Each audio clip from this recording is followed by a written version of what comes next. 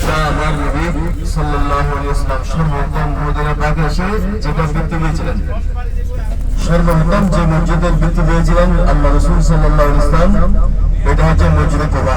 সামনে আমরা নামবো। এই মসজিদে কুবার মধ্যে আপনি যদি 2 রাকাত নামাজ পড়েন, 2 রাকাত নামাজের পরিবর্তে আপনাকে উমরার সওয়াব দেওয়া হবে। আলহামদুলিল্লাহ, আলহামদুলিল্লাহ। আল্লাহ পাক রব্বুল আলামিন এই নিয়ামতগুলো দিয়েছেন আমার নবী রাহমাতুল্লাহ আলাইহির ওসিলায়। সুতরাং আমরা প্রথমে যাবো এটা মসজিদের নাম মসজিদে কুবা, মসজিদে কুবা। এই কুবা নামক জায়গায় সর্বপ্রথম আমার নবী সাল্লাল্লাহু আলাইহি ওয়াসাল্লাম মক্কা মুকাররমা থেকে হিজরত করে সেখানে নামাজ আদায় করেছিলেন এবং এখানে একটা মসজিদ হয়েছে। এই মসজিদে 2 রাকাত নামাজ পড়লে হাদিসে পাকের মধ্যে আছে যে আপনি একটা উমরা করলে যে সওয়াব, মক্কা মুকাররমার মধ্যে উমরা করলে যে সওয়াব, আমার নবী মদিনাবাসীর জন্য এই 2 রাকাত নামাজের মধ্যে দিয়ে একটা উমরার সওয়াবের আমার নবী বিধান করে দিয়েছেন। আলহামদুলিল্লাহ। সুতরাং সম্মানিত হুজুরায়ে কেরাম, আমরা এসেছি ইবাদতের উদ্দেশ্যে। আমরা যখনই নামবো অবশ্যই আমরা উযু করে এসে, তারপরে যদি কারো উযুর প্রয়োজন হয় উযু করে নেবেন।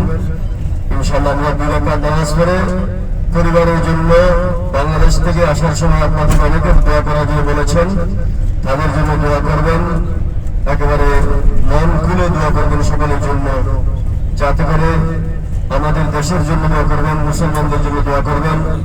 কারণ এগুলো হচ্ছে দোয়া কবুল হওয়ার রাস্তা। আমাদের দোয়া যেটা করবেন সেটা আল্লাহ কবুল। এবং আমাদের নির্দিষ্ট এখানে অনেক গাড়ি আছে, এটা আমাদের বাস হচ্ছে 21 নম্বর বাস। আমাদের যিনি পরিচালনা করতেছেন ভাই মোহাম্মদ আলহাজ সাইফুল ইসলাম এবং ভাই মোহাম্মদ মিজানুর রহমান, ভাই শাহনওয়াজ, ওনারা দুজনেই ইনশাআল্লাহ আমাদের পরিচালনা করতেছেন। আপনারা সুন্দরভাবে নামাজ আদায় করে গাড়িতে উঠে আসবেন। এরপরে আমরা মসজিদে জুল কিবলাতাইন 2 কিবলাওয়ালা মসজিদে যাব।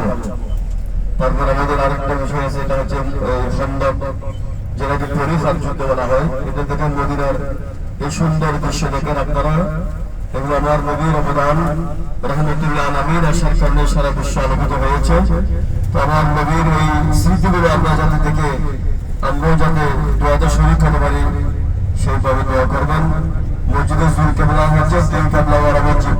অর্থাৎ আমার রাসূল সাল্লাল্লাহু আলাইহি ওয়াসাল্লাম নামাজরত অবস্থায় আসমানের দিকে বারবার তাকাচ্ছেন। এটা সূরা বাকারা 7 মধ্যে আছে, কাদ নারা তাকাল্লুবা ওয়াজহিকা ফিস সামা ফালানুওয়াল্লিয়ান্নাকা কিবলাতান তারদাহা। আল্লাহ বলেছেন, রাসূল আপনি নামাজ অবস্থায় বারবার আসমানের দিকে তাকাচ্ছেন, আমি দেখতেছি। আমি এমন একটা কিবলা করে আপনাকে যে কিবলা দিকে আপনি খুশি। তখন ওই নামাজরত অবস্থায় বাইতুল্লাহ, যেটা মক্কায়ে মুকাররমা, আমরা যেখানে হজ করব, এটা আমার নবীর জন্য আল্লাহ কিবলা করে দিয়েছেন। সুবহানাল্লাহ। সুতরাং আমরা এগুলো পরিদর্শন করে নামাজ আদায় করব। তারপর খন্দকের যুদ্ধ, এটা হচ্ছে এটাকে পরীক্ষার যুদ্ধ বলা হয়, যেখানে সাহাবায়ে কেরামকে সাথে নিয়ে আমার রাসূল নিজে মাটি খনন করেছেন। হাদিসের মধ্যে আছে আমার রাসূল নিজে মাটি করেছেন এবং রাসূল সাল্লাল্লাহু আলাইহি ওয়াসাল্লামের পবিত্র দেহ মোবারক বিনিময় হয়েছেন। এগুলো খন্দকের যুদ্ধ, সেখানে যাবে। এবং সর্বশেষ উহুদের ময়দান, যেটা মদিনা শরীফের একেবারে সোজা, উহুদের ময়দানে আসবো আমরা, যেখানে আমার নবীর চাচা হযরত আমির হামজা রাদিয়াল্লাহু তাআলা আনহুকে ওনার কলিজাকে 70 টুকরা করেছেন হিন্দা, আবু সুফিয়ানের স্ত্রী হিন্দা 70 টুকরা করেছিলেন আমার নবীর চাচা জানকে। আরো 70 জন 1970 জন সাহাবী সেখানে শাহাদাত বরণ করেছেন। তো এটা অতীব পবিত্র জায়গা, উহুদের পর্বত, এটা দর্শনীয় স্থান। জান্নাতের মধ্যে আপনারা যে জান্নাতের নামাজ পড়লেন, পুরুষরা করে পড়ে নাই, মহিলারা পড়েছেন জান্নাতের রিয়াজুল জান্নাতের মধ্যে। এই বেহেশতের মধ্যে এই রিয়াজুল জান্নাহ এই অংশটা থাকবে এবং উহুদের পর্বতে বেহেশতে থাকবে, এটা হাদিসের মধ্যে আছে।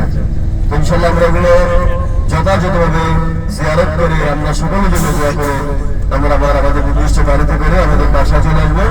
এরপরে আপনারা যখন নামাজ পড়বেন, সাথে সাথে 5 ওয়াক্ত নামাজ যেগুলো ইনশাআল্লাহ আপনারা পড়তেছেন, তাহাজ্জুদ সহ পড়তেছেন, সকলে পড়বেন।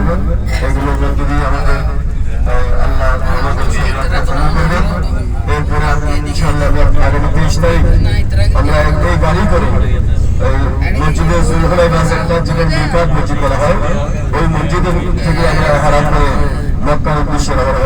ইনশাআল্লাহ। এখন আমরা মসজিদে কুবার মধ্যে আসতেছি। মসজিদে কুবা আপনারা 2 রাকাত নামাজ আদায় করবেন ইনশাআল্লাহ। 2 রাকাত নামাজের পরিবর্তে আল্লাহ তাআলা সওয়াব দিবেন।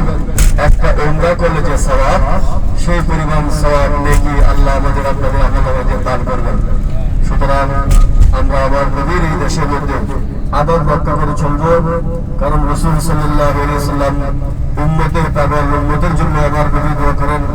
উম্মতের সবসময় উম্মত দুনিয়াতে এসেছিলেন, তখনও বলেছেন উম্মত, দুনিয়া থেকে যখন আমার নবী পর্দা করতেছেন তখন উম্মতি উম্মতি বলেছেন। ময়দানে মাহশরে কবরে আমার নবী শুধু বলে উম্মত। আমরা কোরআনের তাফসীরের মধ্যে পড়েছি, সূরা দুহার একটা তাফসীর আমি পড়াইছি নিজেও, ছাত্রছাত্রীদেরকে আমরা পড়াইছি মাদ্রাসার মধ্যে। যখন এই আয়াত নাযিল হয়েছে, ওয়ালা সাওফা ইউতিকা রাব্বুকা ফাতারদা, রাসূল আপনি খুশি হবেন, অচিরে আপনি খুশি, আপনাকে আপনার রব এভাবে দান করবেন, আপনি খুশি হয়ে যাবেন। তখন আমার